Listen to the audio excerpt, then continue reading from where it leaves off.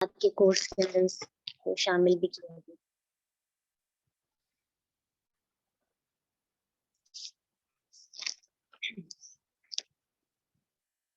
رب اشرح لي صدري ويسر لي أمري واحلل عقدة من لساني يفقهوا قولي رب زدني علما اللهم ربنا زدنا علما اللهم أرنا الحق حقا وارزقنا اتباعه وارنا الباطل باطلا وارزقنا اجتنابه۔ ہم سیکھ رہے تھے زکوٰۃ لینے اور دینے کے آداب۔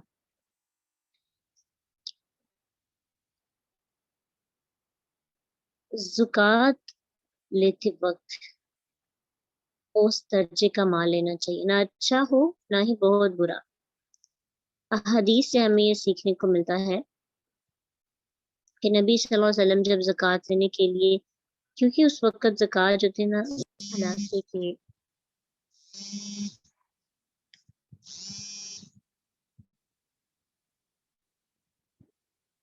تحصیلدار جو ہوتے تھے نا وہ زکوٰۃ اکاؤنٹ کلیکٹ کرتے تھے،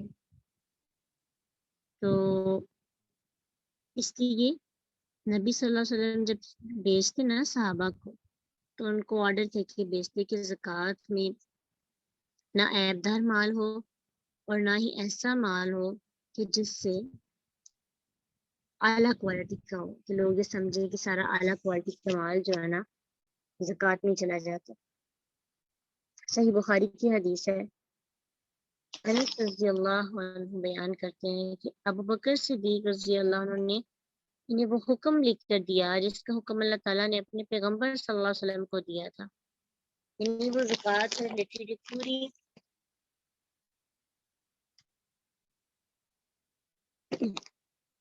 ایک فائل ہے، فائل کہہ سکتے ہیں، پراپر نوٹس تھے جس میں زکوٰۃ سے ریلیٹڈ سارے قوانین اور قواعد اور شرائط لکھی ہوئی تھی۔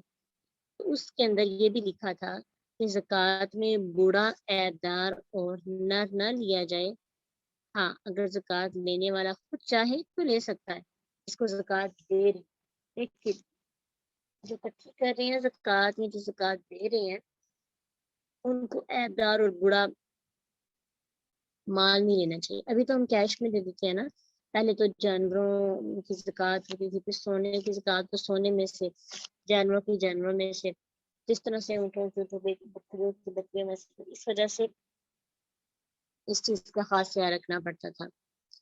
اس کے بعد جو عمدہ کوالٹی کا ہے اس سے لینے سے بھی اجتناب کرنے کا کہا گیا۔ صحیح بخاری کی حدیث ہے کہ ابن عباس رضی اللہ عنہ کہتے ہیں کہ نبی صلی اللہ علیہ وسلم نے جب حضرت معاذ رضی اللہ عنہ کو یمن پر حاکم بنا کر بھیجا تو انہوں نے فرمایا زکوٰۃ میں لوگوں کے عمدہ مال لینے سے اجتناب کرنا، یعنی جو اعلیٰ برانڈیڈ کوالٹی ہے نا اس سے بھی اجتناب کرنا، تو ان دونوں کے درمیان کا رستہ اختیار کرنا۔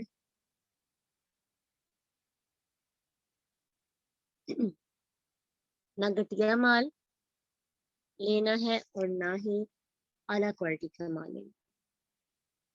دوسری چیز جو آج آپ نے سیکھنی ہے اور اس کو ذہن میں رکھنا ہے، خاص طور پہ زکوٰۃ دیتے وقت اگر مال علیحدہ علیحدہ ہو تو انہیں جمع نہیں کرنا چاہیے، اور اگر مال مشترک ہو یعنی اکٹھا ہو تو پھر ان کو الگ الگ نہیں کیا جائے۔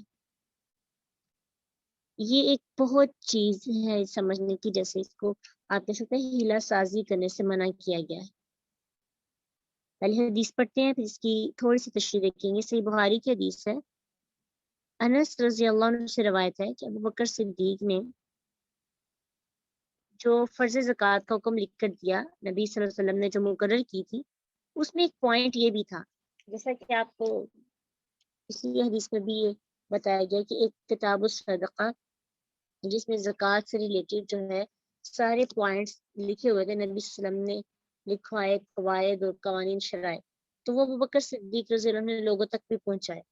تو اس کے اندر ایک پوائنٹ یہ بھی تھا کہ زکوٰۃ کے ڈر سے جدا جدا مال کو یکجا اور یکجا مال کو زکوٰۃ کے ڈر سے علیحدہ علیحدہ نہ کیا جائے۔ اس کی تھوڑی سی ایکسپلینیشن دیکھتے ہیں کہ مال اکٹھا کرنے کی مثال یہ ہے کہ اگر 3 آدمی ہیں، کتنے لوگ ہیں؟ 3 آدمی ہیں اور ان کے پاس الگ الگ 40 بکریاں، تو سب اپنی اپنی بکریوں پر ایک ایک بکری زکوٰۃ دیں گے، ٹھیک ہے؟ اور اگر تینوں آدمی بکریاں اکٹھی کر دیں، پہلے ان کی علیحدہ علیحدہ تھی نا، تو علیحدہ علیحدہ جو بکریاں تھیں ان پر ان کو ایک ایک بکری زکوٰۃ دینی پڑی تھی۔ جب وہ اکٹھی کر لیں گے تو صرف ان کو ایک بکری زکوٰۃ ادا کرنی پڑے گی، یعنی مال جب اکٹھا کریں گے تو پرسنٹیج جو ہے نا، ان کی پرسنٹیج جب نکالیں گے اس کی، یا جتنے بھی ان کو اللہ کے رسول صلی اللہ علیہ وسلم نے مقرر کیے نا، اس کے مطابق ان کو ایک بکری زکوٰۃ دینی پڑے گی۔ تو اس ڈر سے کہ علیحدہ علیحدہ تو ایک ایک ہوگی، 3 بکریاں جانی ہیں، تو اگر ہم مال اکٹھا کر لیں، اکٹھا کرنے کے بعد زکوٰۃ دیں تو پھر صرف ایک بکری جائے گی۔ تو اس طرح سے کرنا جائز نہیں۔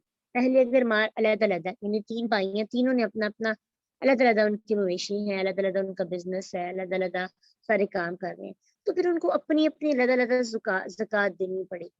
لیکن اگر اکٹھی ہے، پہلے ہی اکٹھی ہے، تو پھر اس کے اوپر اکٹھی زکوٰۃ دے دیں گے۔ اور بعض اوقات ایسے ہوتا ہے کہ اکٹھی زکوٰۃ دیتے وقت زیادہ زکوٰۃ دینی پڑتی ہے اور علیحدہ علیحدہ اس کی پرسنٹیج کم ہو جاتی ہے، یا ویسے ہی جتنی زکوٰۃ ادا کرنی ہے اتنی کم۔ اس کی اگزامپل یہ ہے کہ اگر 2 آدمی اکٹھے ان کے پاس یعنی اکٹھا مال ہے اور اس میں 240 بکریاں ہیں، تو اگر 240 بکریوں پر زکوٰۃ نکالیں تو ان پر 3 بکریاں جو ان کو زکوٰۃ دینی ہوگی۔ اب وہ کیا کرتے ہیں کہ 120 لے لیتے ہیں، یعنی ایک بندہ 120 لے لیتا ہے، ایک بندہ 120، الگ الگ کاٹتے ہیں۔ جب زکوٰۃ کا معاملہ آتا ہے تو وہ کیا کرتے ہیں، اپنی اپنی جو بکریاں ہیں ان کو علیحدہ علیحدہ کر لیتے ہیں۔ پھر کیا ہوتا ہے، علیحدہ علیحدہ کریں گے تو ان کو ایک ایک بکری زکوٰۃ دینی پڑے گی، یعنی 120 پر ایک بکری، 120 پر ایک بکری۔ اگر اکٹھا تھا 240 میں تو ان کو 3 بکریاں زکوٰۃ دینی پڑی۔ سمجھ آئی اس چیز کی؟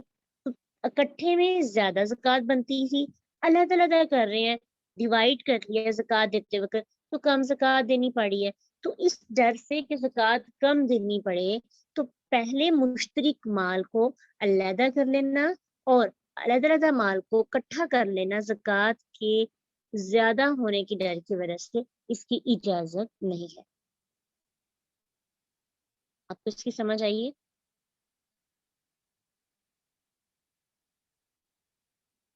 یہ پوائنٹ کلیئر ہوا ہے آپ کا؟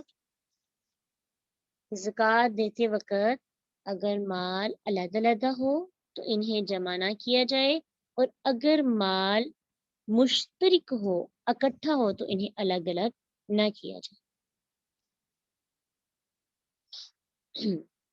لاسٹ پوائنٹ ہے، پھر انشاءاللہ باقی کل سیکھیں گے۔ تھوڑے سے پوائنٹس آپ نے کلیئر کرنے ہیں ڈیلی، تاکہ کنفیوژن جو ہے نا ہمارے ساتھ ساتھ کلیئر ہو۔ جو بھی سوال ہو آپ کرتے جائیں لاسٹ میں، یا انشاءاللہ کل کی کلاس تک بھی آپ کو آپ کی کوشچنس کا آنسر کر دیا جائے گا۔ اگلا پوائنٹ ہے جیسے کہ پارٹنرشپ میں کوئی کاروبار ہوتا ہے، ابھی بزنس کا جو بزنس ہے نا اس کے پوائنٹس کو ہم کلیئر کریں گے۔ پارٹنرشپ 2-3 لوگ مل کر، 2-3 پارٹنرز ہیں نا، وہ مل کر کاروبار کر رہے ہیں، تو جب زکوٰۃ دینی ہوگی نا تو ہر پارٹنر اپنے اپنے ریشو کے مطابق زکوٰۃ ادا کرے گا۔ جس کا اس بزنس کے اندر زیادہ حصہ ہے اس کی زکوٰۃ کی بھی پرسنٹیج زیادہ ہوگی، ریشو زیادہ ہوگا۔ اپنے ریشو تو فائنڈ کرنی آپ کو آتی ہوگی، انیشل اسٹیج پر جب ہم میٹرک کے اسٹوڈنٹ ہوتے ہیں ہلکا پھلکا وہاں پہ بتا دیا جاتا ہے، جتنا جتنا حصہ ہوتا ہے، شیئر ہوتا ہے، اس کے مطابق زکوٰۃ جو ہے نا وہ دینی ہوگی۔ اس میں بھی سب سے پہلے حدیث دیکھتے ہیں کہ اس کو تھوڑا سا ڈیٹیل میں جائیں گے۔ حضرت انس رضی اللہ عنہ سے روایت ہے، کہتے ہیں کہ ابو بکر صدیق رضی اللہ عنہ نے ان کے لیے زکوٰۃ کو حکم لکھ کر دیا جو نبی صلی اللہ علیہ وسلم نے ان کے لیے مقرر کی تھی۔ تو اس میں یہ تھا کہ جو مال دو شریکوں کا ہو وہ ایک دوسرے سے حساب برابر کر لیں، ٹھیک ہے۔ تو حساب برابر کرنے سے مراد یہ ہے کہ ایک کاروبار میں دو آدمی برابر کے سرمایہ سے شریک ہیں، تو سال کے آخر میں رقم کی زکوٰۃ ادا کرنے کے لیے دونوں پارٹنر زکوٰۃ کی نصف رقم ادا کریں گے۔ مثلا اگر ان کو پوری ان کے بزنس پر 2 لاکھ زکوٰۃ ان کو ادا کرنی پڑتی ہے تو 1 لاکھ ایک اگر دونوں کا بزنس کے اندر شیئر برابر ہے۔ اگر ان کے بزنس کے اندر شیئرز ڈفرینٹ ہیں، کسی کا 1/3 ہے، کسی کا 2/3 ہے، ٹھیک ہے، تو پھر 1/3 زکوٰۃ پر بھی یہ ریشو آپ کو کاؤنٹ کرنی پڑے گی، کیلکولیٹ کریں گے۔ جس کا 1/3 ہے اس کو زکوٰۃ 1/3 دینی ہوگی، جس کا 2/3 ہے اس کو 2/3 زکوٰۃ، جس کے 2 حصے ہیں اس کو 2 حصے زکوٰۃ دینی ہوگی، جس کا 1 حصہ اس کو 1 حصہ زکوٰۃ دینی ہوگی۔ یعنی ٹوٹل جتنا بھی بزنس ہے اس پر زکوٰۃ کیلکولیٹ کریں گے، پھر زکوٰۃ کی ڈویژن ہو جائے گی، جتنا شیئر ہوگا اس کے مطابق زکوٰۃ دینی ہوگی۔ جیسے کمپنیز ہوتی ہیں نا، تو کمپنی میں شیئرز ہم پر شیئرز خریدتے ہیں، تو کمپنیاں ذمہ دار ہوتی ہیں کہ وہ زکوٰۃ دیں، لیکن اگر کمپنی کسی وجہ سے زکوٰۃ نہ دے سکے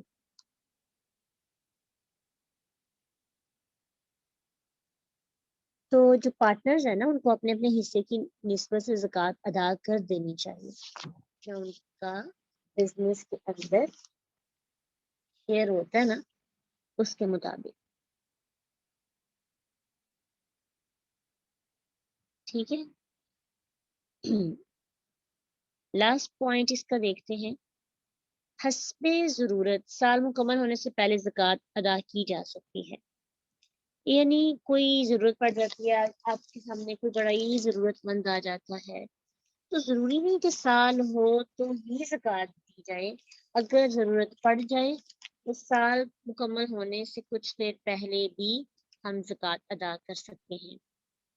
حضرت علی رضی اللہ عنہ سے روایت ہے کہ عباس رضی اللہ عنہ نے نبی صلی اللہ علیہ وسلم سے سال گزرنے سے قبل زکوٰۃ ادا کرنے کے بارے میں پوچھا تو آپ صلی اللہ علیہ وسلم نے ان کو رخصت دے دی۔ تو کتنے پوائنٹس ہم نے سیکھے آج؟